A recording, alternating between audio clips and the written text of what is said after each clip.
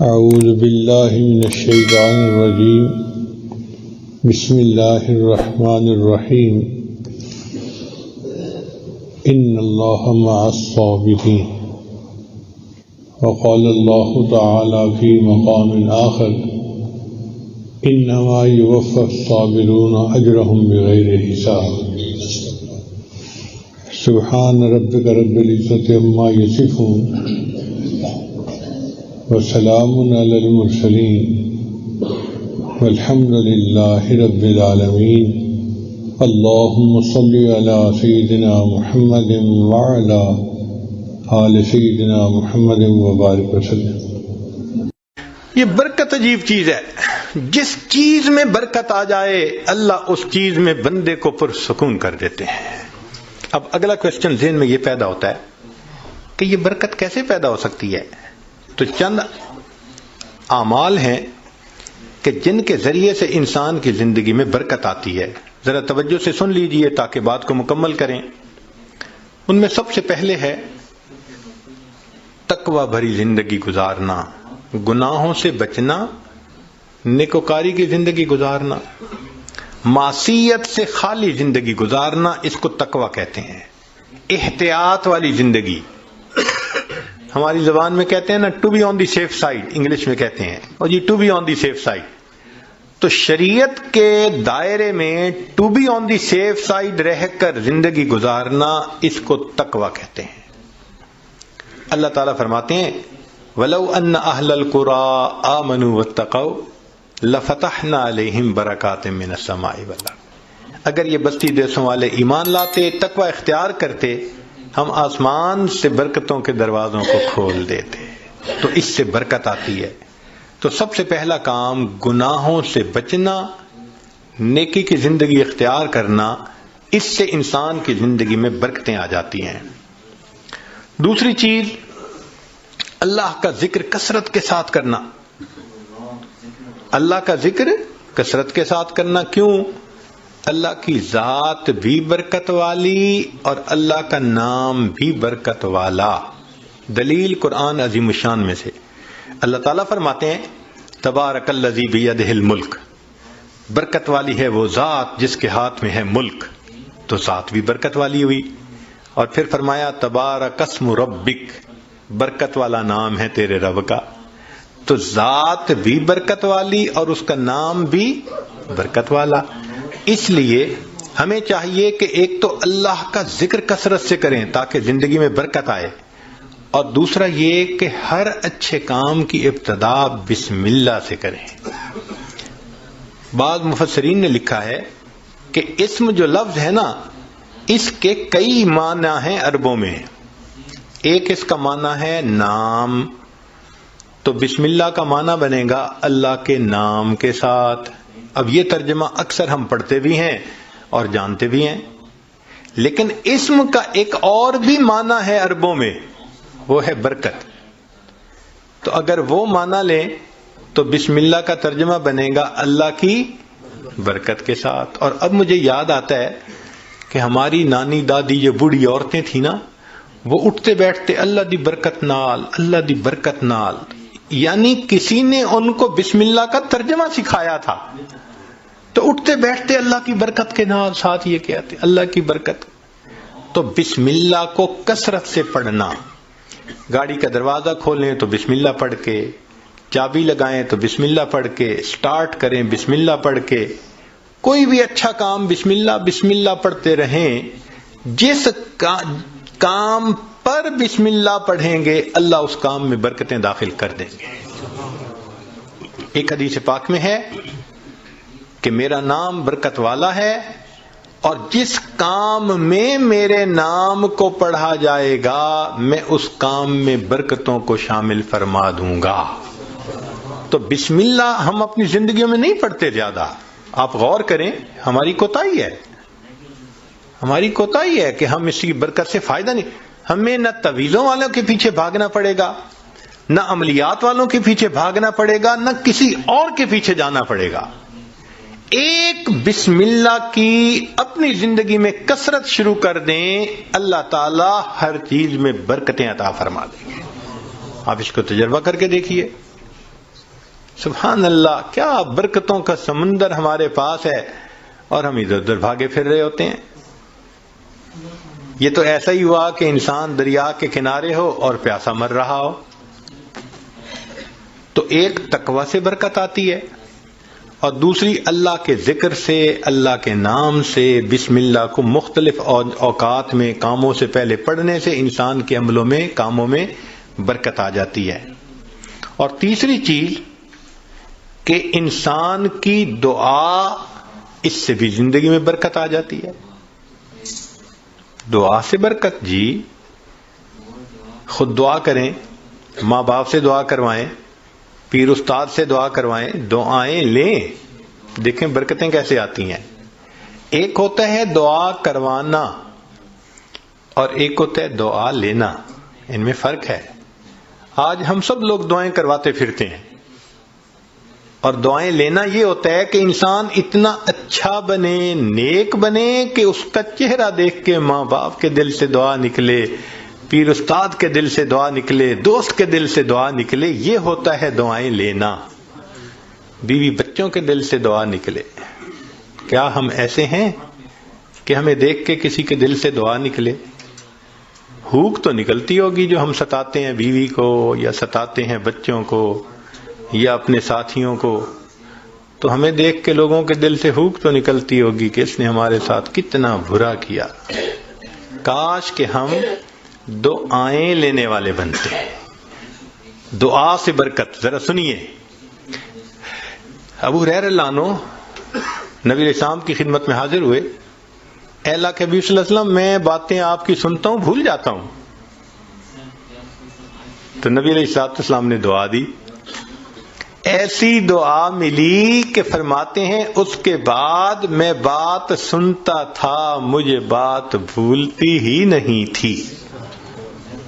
انس رضی اللہ عنہ نے نبی علیہ السلام کی خدمت کی 10 سال۔ نبی علیہ السلام نے ایک مرتبہ دعا دے دی، اے اللہ اس کے رزق میں، عمر میں، اولاد میں برکت عطا فرما دے۔ فرماتے ہیں اللہ نے میرے رزق میں اتنی برکت دی کہ لوگوں کے پھلوں کا باغ تھا تو سال میں ایک مرتبہ پھل دیتا تھا، اور میرا پھلوں کا باغ سال میں 2 مرتبہ پھل دیتا تھا۔ اور فرماتے ہیں کہ اتنی میری آمدنی تھی کہ میں لکڑی کاٹنے والے کلہاڑے سے سونے کی ڈلیوں کو توڑا کرتا تھا۔ ذرا غور کیجئے، لکڑی کاٹنے والے کلہاڑے سے سونے کی ڈلی کو توڑا، تو وہ ڈلی کتنی ہوتی ہوگی؟ تولوں میں تو نہیں نہ ہوگی، تو کلوز میں ہی لگتا ہے ہوگی، کہ جو لکڑی کاٹنے والے کلہاڑے سے توڑتے تھے۔ اتنا سونا اللہ نے دیا، مال اتنا دیا، برکت اللہ نے۔ فرماتے ہیں کہ اولاد میں اللہ نے اتنی برکت دی کہ 100 سے زیادہ پوتے پوتیاں، نواسے نواسیاں میں نے اپنی آنکھوں سے دیکھے۔ 100 سے زیادہ، اللہ اکبر کبیر، اللہ نے برکت دے دی۔ ایسی برکت تھی ان کے رزق میں کہ ایک صحابی ان کے گھر آئے۔ میں یہ بات سنا کے ذرا آگے بات پڑھاتا ہوں۔ ایک صحابی ان کے گھر آئے، کھانا کھایا تو انس رضی اللہ عنہ نے اپنی باندی سے کہا کہ بھئی تولیہ لاؤ، ہاتھ ان کے دھلائے ہیں تو وہ پوچھ لیں۔ وہ تولیہ لائی تو تولیہ میلا تھا، تو انس رضی اللہ عنہ نے ڈانٹا، دیکھ نہیں رہی تم اتنا میلا تولیہ لے کے آئی؟ وہ کہنے لگی بس تھوڑی دیر، جیسے ہم کہتے ہیں نا ویٹ اے منٹ، اس نے بھی کہا جی ویٹ اے منٹ، میں آتی ہوں۔ اور وہ سیدھا گئی اور آگ جل رہی تھی، اس نے جا کے تولیہ اندر ڈال دیا۔ اب مہمان حیران ہے کہ تولیہ آگ میں ڈال دیا۔ تھوڑی دیر کے بعد اس نے تولیہ نکال دیا، صاف شفاف تولیہ، اور وہ لے کے آئی اور کہ پلیز پلیز ہاتھ آپ اپنے جو ہے نا اس سے صاف کر لیں۔ وہ کہتے ہیں گرم گرم تولیے، صاف ستھرا، میں نے اس سے ہاتھ تو خشک کر لیے۔ میں نے انس رضی اللہ عنہ کی طرف دیکھا تو پوچھا یہ کیا معاملہ ہے؟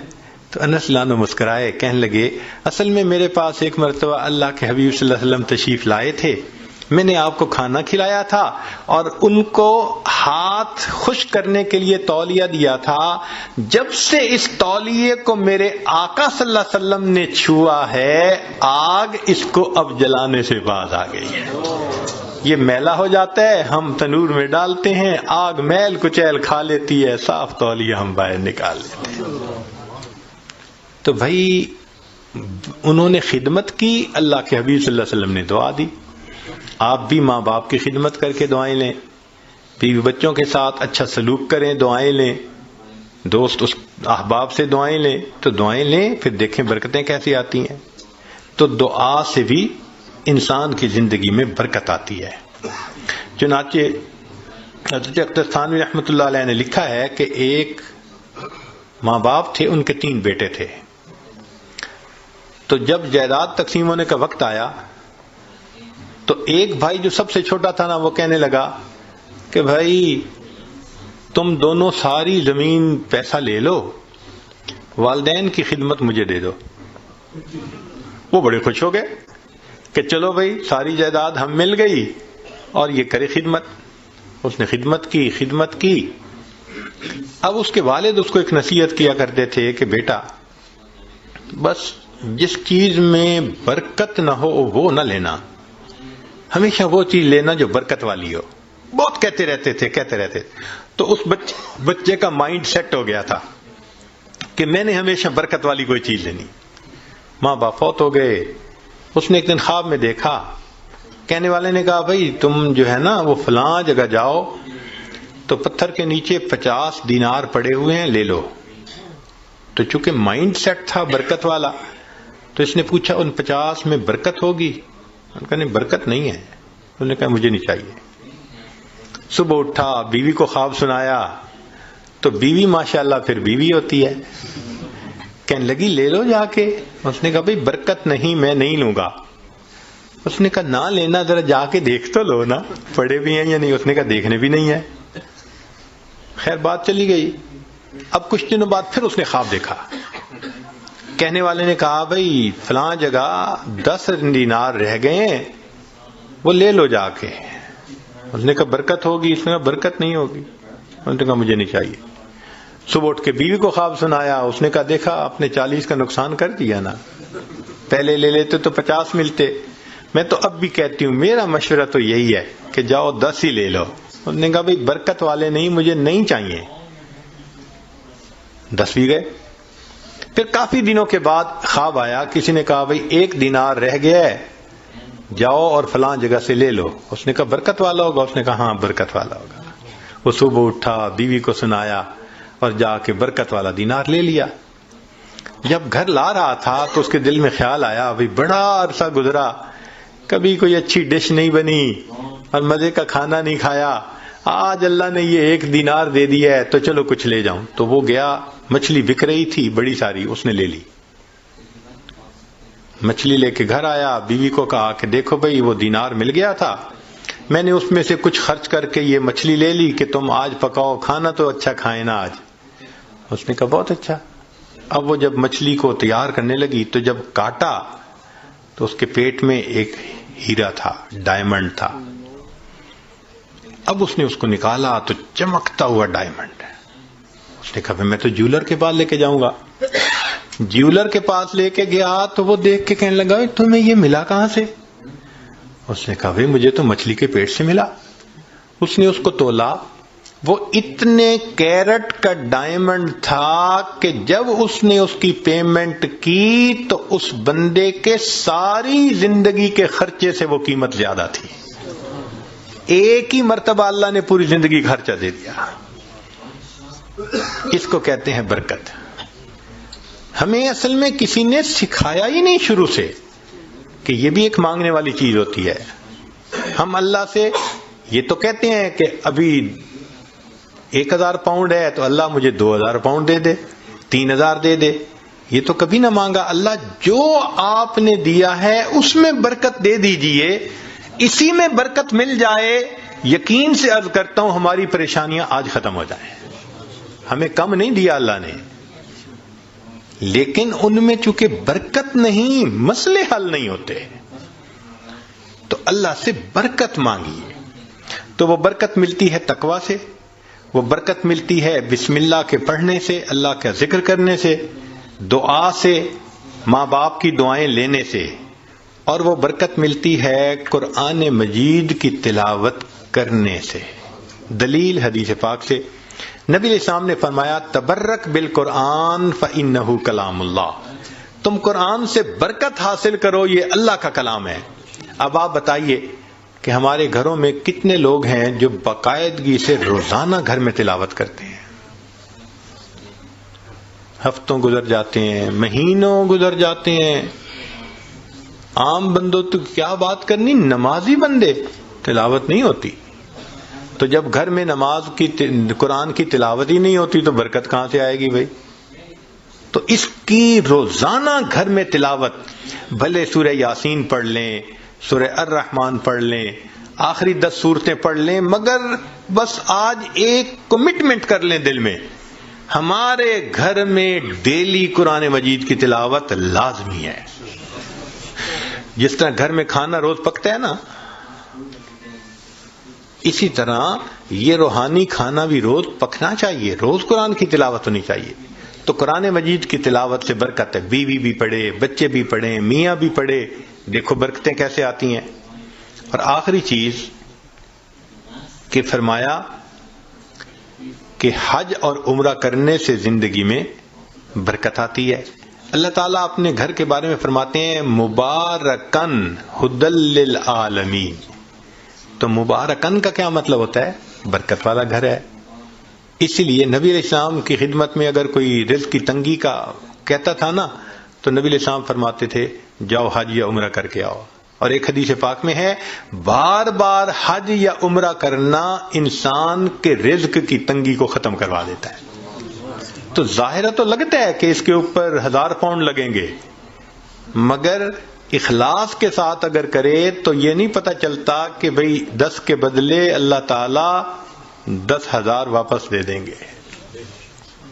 تو ان اعمال سے برکت بڑھتی ہے، ہم ان اعمال کو اپنائیں تاکہ اللہ رب العزت ہمیں برکتیں عطا فرمائیں۔